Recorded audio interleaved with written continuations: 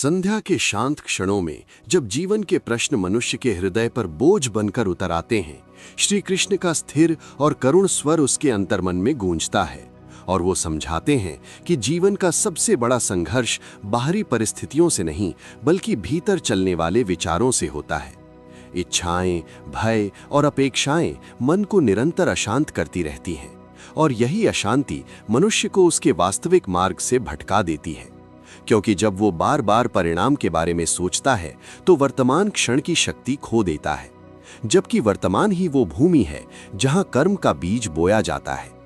कृष्ण कहते हैं कि कर्म करना मनुष्य का अधिकार है, परंतु फल प्रकृति के नियमों के अधीन है।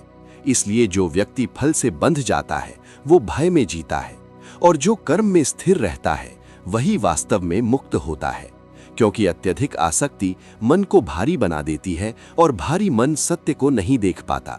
वहीं वैराग्य पलायन नहीं बल्कि वो संतुलन है जो मन को हल्का और स्पष्ट बनाता है।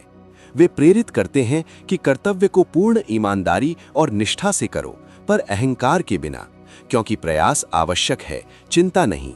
और सफलता तथा असफलता दोनों ही जीवन की शिक्षा हैं। एक ऊंचाई दिखाती है तो दूसरी गहराई सिखाती है, जिन्हें समान भाव से स्वीकार करने वाला ही स्थिर बुद्धि वाला बनता है।